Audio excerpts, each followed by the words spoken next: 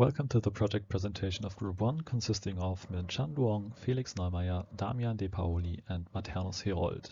We have chosen the topic of voxel carving and will be presenting our implementation and results. Let's have a first glance at what voxel carving is doing on a high level. We want to reconstruct the shape of an object by simply taking images from multiple perspectives. We start with a fully solid block of voxels and want to carve voxels away that we know are not part of the object. This can be done by estimating the camera pose in every image and finding the silhouette of the object in each image. On the left, you can see how after processing a single image, we can tell where the object bounds are with respect to the viewing direction, but not how far the object extends in the viewing direction. By processing two more images, we then already have a rough approximation of the shape of the dragon as more voxels have been carved away. Here's a quick overview of our approach and what will be covered in this video. We will first talk about camera calibration and pose estimation using OpenCV and Aruco marker boards. Then we show you how we captured our images and did the background segmentation. Finally, we will explain the voxel carving algorithm and show our results.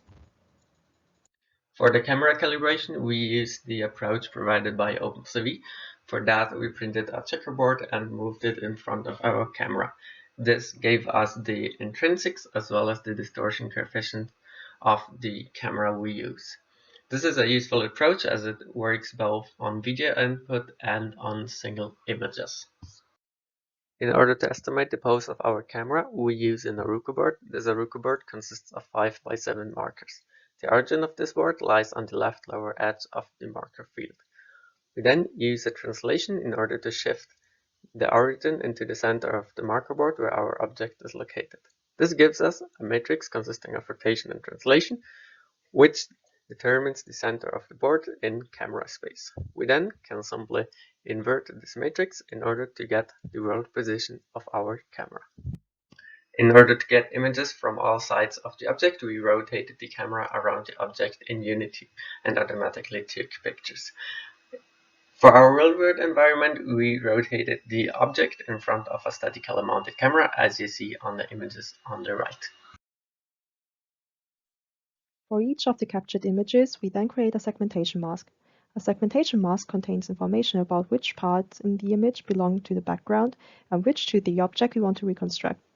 We use the chroma keying technique to select all black or grayish regions in the images that are supposed to belong to the background and invert the selection to select our object. After that, we apply morphological closing operations on our mask to fill small holes in the object area.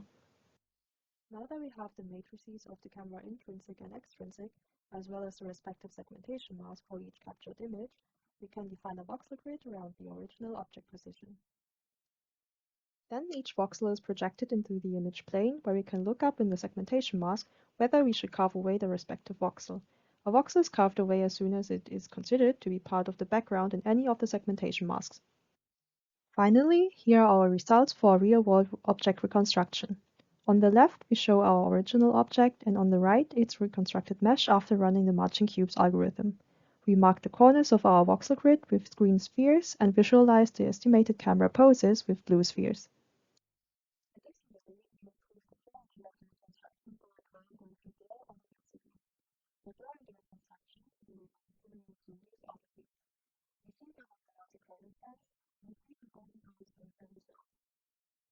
On the left, you can see the rendering generated by our application. You see that our application was capable of preserving fine details such as the teeth here as well as the tail tip here, but you can still observe the carvings on the outside of the object. Then we applied 3x3x3 smoothing kernels, and the carvings are more or less gone. However, also some of the details were smoothed over. On the far right, you can see the rendering generated by CallMap, our reference application, and CallMap wasn't able to preserve fine edges such as over here, as well as it was not able to render fine details such as the teeth here in the mouth. However, CallMap wasn't given the extra information of background segmentation as well as pose estimation from Aruco markers that we used. Overall, you observe that our application is capable of reconstructing objects with high detail.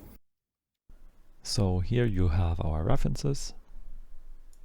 Now this concludes our presentation, and here you see the original mesh on the left and our reconstruction on the right. Have fun watching them rotate.